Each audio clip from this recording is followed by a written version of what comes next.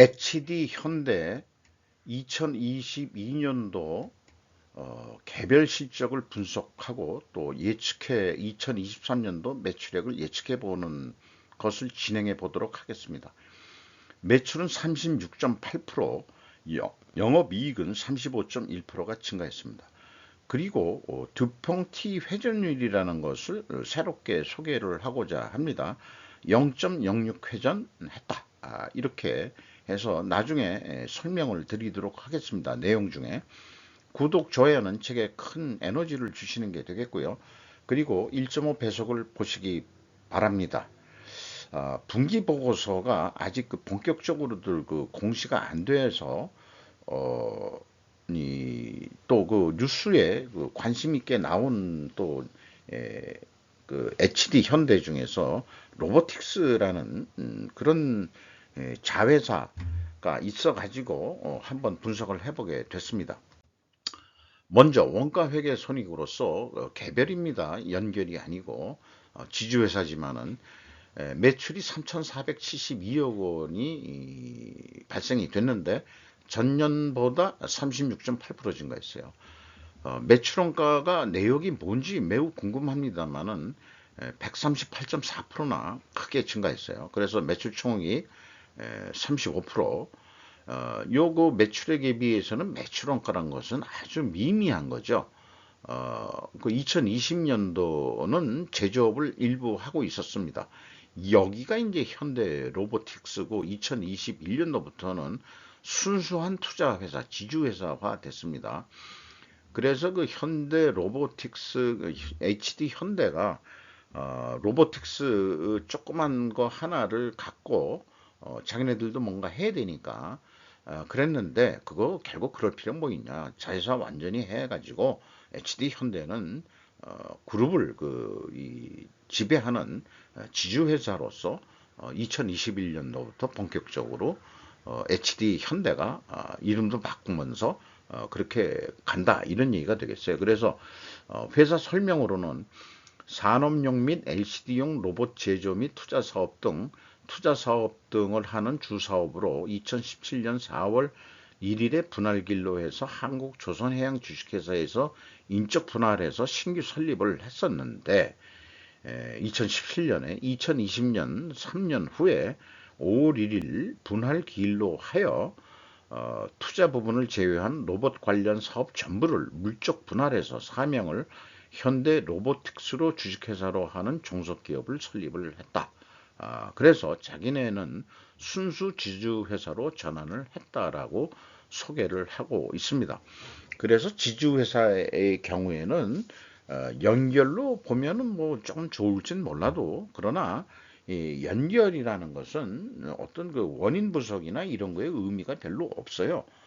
그게 다 희석이 되기 때문에 여러 그 자회사들의 성과가 그냥 단순 합이기 때문에 실제 그 개별 회사들의 어떤 그 경영 성과를 뭐가 원인이 돼서 뭘 잘해서 돈을 벌었는지 잃었는지 이런 것들을 제대로 분석을 못 해내서 저는 그 연결을 주로 분석을 안 하죠.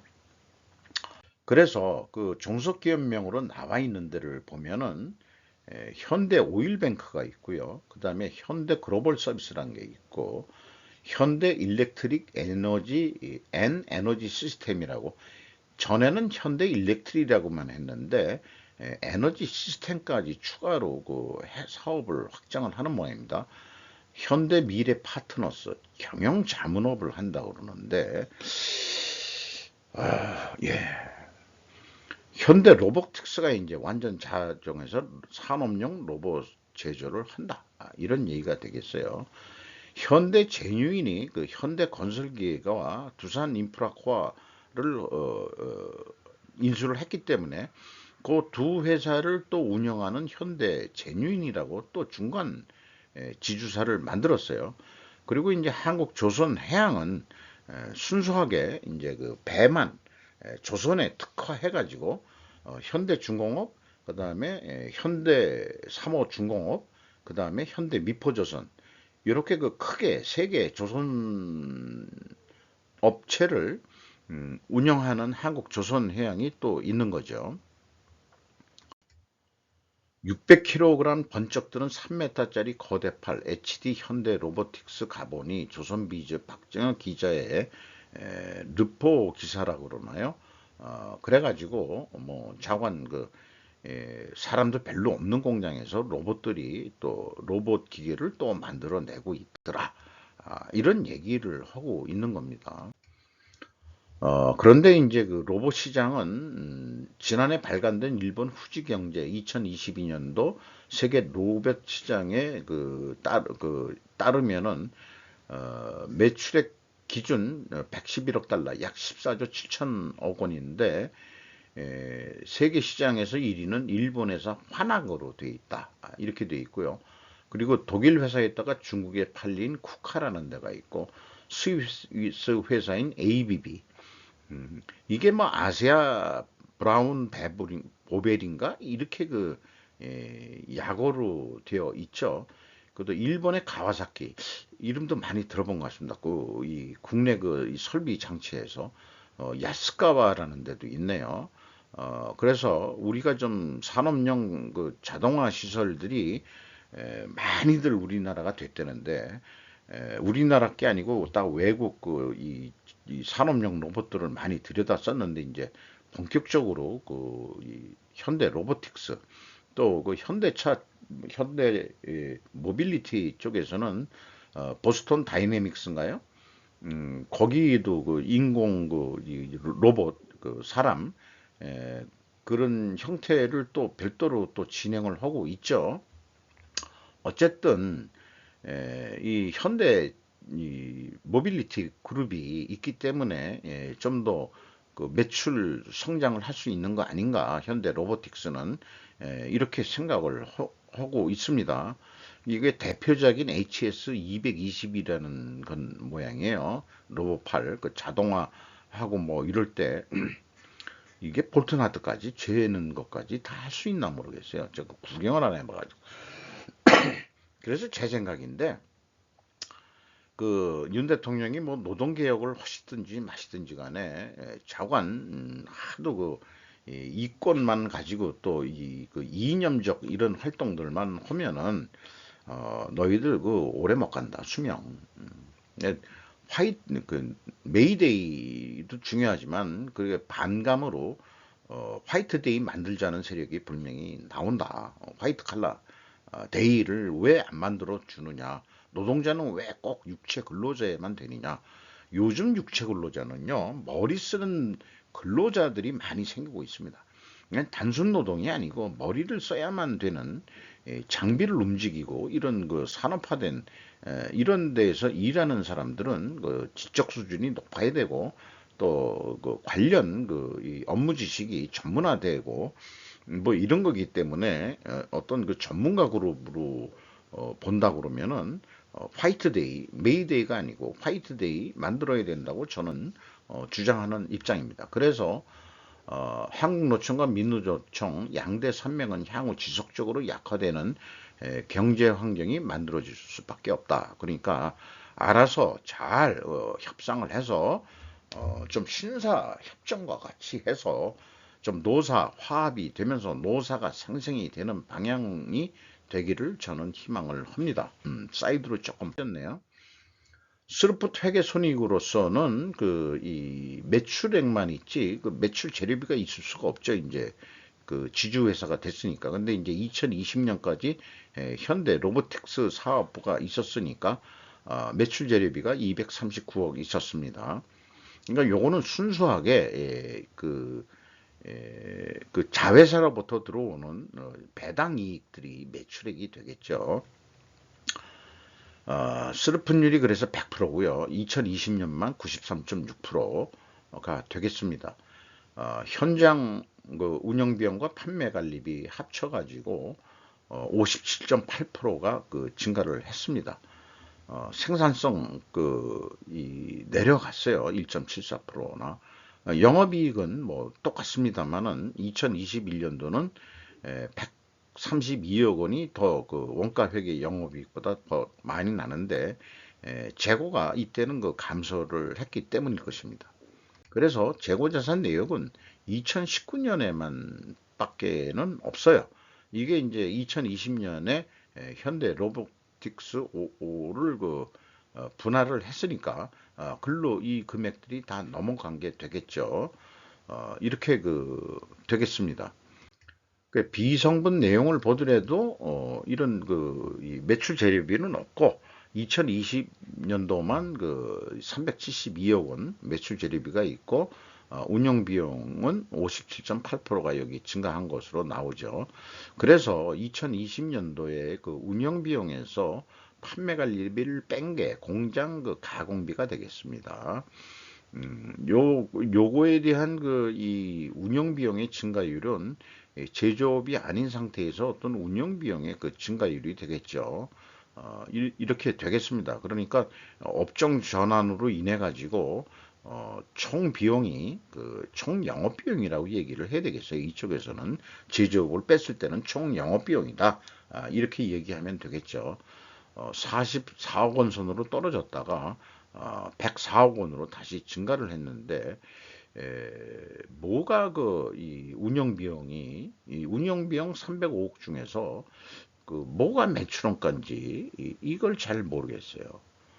그래서 이 총 매출원가가 나오긴 나옵니다. 이 산식에 의해서 뭐 말하자면 매출 원가 플러스 재고자산의 변동에서 회사가 제시한 고로 총 제조비용, 총 영업비용은 나오지만은 근데 뭐가 매출원가인지 여기에서 운영 비용에서 뭔가 매출원가가 있는 것 같은데 그 내용이 무엇인지 좀 찾기가 어렵더라고요. 그래서 재고자산 매출원가 회계 투명성 검증 3단계는 2020년만 유효한 검증이 되겠습니다. 재고자산의 변동 범위 기준 차이가 있는데 이게 제가 계산하는 거는 WCAI 기준이고 회사는 전체 재고자산으로 하고 있습니다. 그리고 왜 그러냐면 BWCA의 증감액을 말하자면 더 추가가 되면은 591억 원 차이가 나게 됩니다. 이게 뭐냐 그러면은 로보틱스로 하면서 511억 원이 재고자산이 현대 로보틱스로 넘어간 돈이 되겠습니다. 운영비용으로서 인건비가 111억 원 집행이 됐는데 전년보다 무려 86.4%가 증가했습니다. 근데 직원 수는 2명밖에 증가를 안 했거든요. 그러니까 2021년부터 지주회사가 됐는데 연봉이 거의 뭐 1억을 올려줬다?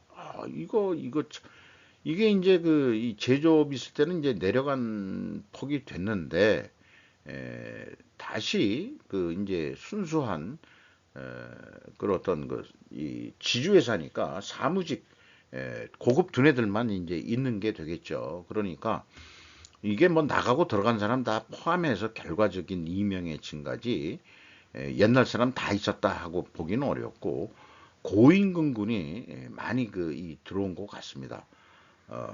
그렇게 판단이 되네요.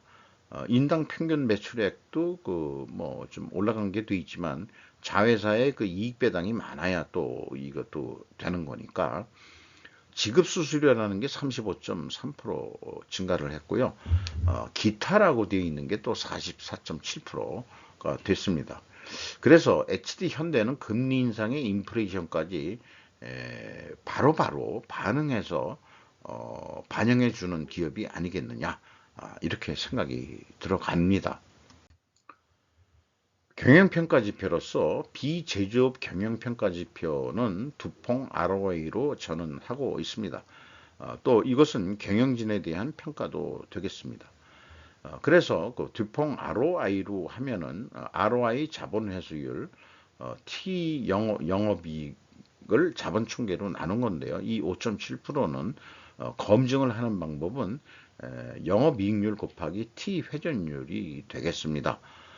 이렇게 해서 이게 5.7%가 맞아떨어지면은 이게 검증이 되는 거다. 그런데 이런 산식을 두퐁 ROI가 만든 이유는 뭔가 하나의 데이터가 없더라도 또는 뭐의 변수에 의해서 경영성과는 뭐 좋아질 수 있다. 그러니까 이제 제가 그 필이 꽂히는 거는 결국은 이 T 회전율이 되겠어요. T 회전율은 매출 나누기 자본 총계가 되겠습니다.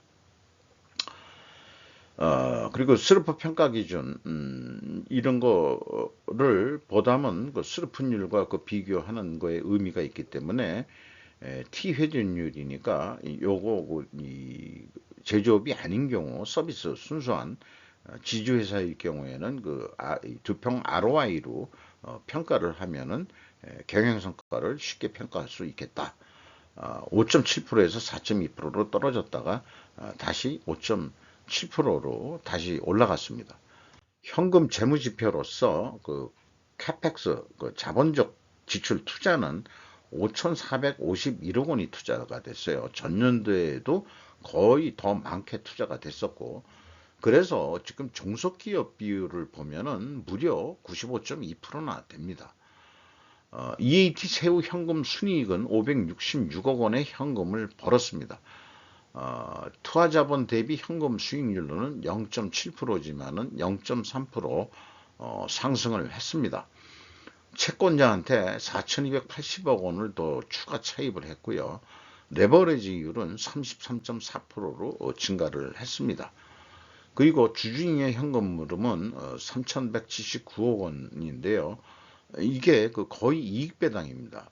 일부 조금 잔잔한 게 있지만은 그렇습니다. 그리고 FEM 최종 1,086억 원의 현금이 지출이 됐다, 나갔다, 이렇게 이제 읽을 수 있겠어요.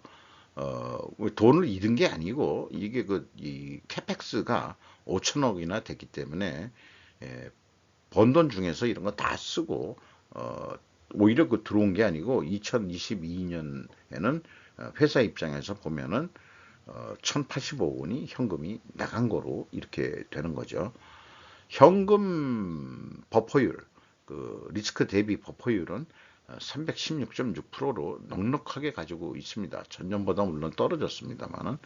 그리고 이익 잉여금률은 90.3%로서 3.1% 감소를 했습니다. 원가 회계 개념으로 예측을 해보면은 2022년도가 3,472억 원이었는데 아마 그 추세로 간다면 2023년도에 4,797억 원, 약 4,800억 원 매출이 일어나지 않겠냐.